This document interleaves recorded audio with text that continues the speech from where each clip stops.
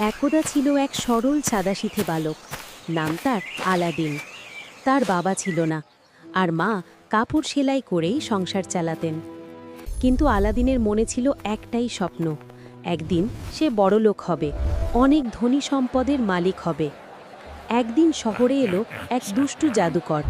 সে জানত এক রহস্যময় গুহার কথা, যেখানে ছিল সোনা, রত্ন আর এক আশ্চর্য প্রদীপ, যার ভেতরে বন্দী ছিল এক শক্তিশালী জিনি। কিন্তু গুহায় ঢুকতে পারত শুধু নিষ্পাপ মানুষ। জাদুকর খুঁজতে লাগলো এমন একজন যে নির্দোষ আর সরল। অবশেষে সে খুঁজে পেল আলাদিনকে। মিষ্টি হেসে বলল, আমি তোমার আঙ্কেল, চলো তোমাকে ধনী বানিয়ে দিই। সরল আলাদিন বিশ্বাস করে তার সঙ্গে মরুভূমিতে রওনা হলো। গুহার সামনে গিয়ে জাদুকর বলল, ভেতর থেকে শুধু প্রদীপটা নিয়ে এসো, অন্য কিছু ছোঁয়ো না। আলাদিন গুহায় ঢুকে প্রদীপটা হাতে পেল, কিন্তু বাইরে থেকে জাদুকর বলল, প্রদীপটা আগে আমার হাতে দাও। আলাদিন রাজি না হলে জাদুকর রেগে গিয়ে গুহার মুখটা পাথর দিয়ে বন্ধ করে দিল। অন্ধকারে বসে আলাদিন কাঁদতে লাগলো। ভুলবশত প্রদীপটা ঘষে ফেলতেই এক বিশাল ধোঁয়ার ভেতর থেকে বেরিয়ে এলো জিনি।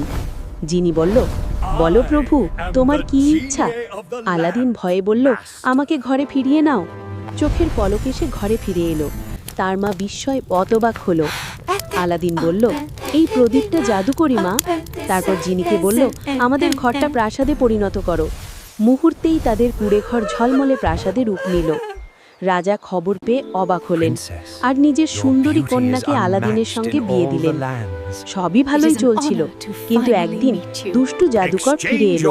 সে আলাদিনের স্ত্রীকে ফাঁকি দিয়ে প্রদীপটা নিয়ে নেয় এবং জিনিকে আদেশ করে, আলাদিনের প্রাসাদা স্ত্রীকে গায়েব করে দাও।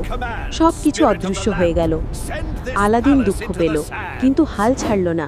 সে গোপনে জাদুকরের প্রাসাদে গিয়ে প্রদীপটা ফিরিয়ে আনল। প্রদীপ ঘষতেই জিনি হাজির। আলাদিন বলল, এই দুষ্টু জাদুকরকে ধ্বংস করো। জিনি তৎক্ষণাৎ তাই করল।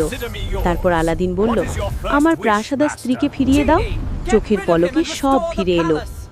এরপর থেকে আলাদিন তার পরিবার নিয়ে সুখে শান্তিতে বসবাস করতে লাগলো।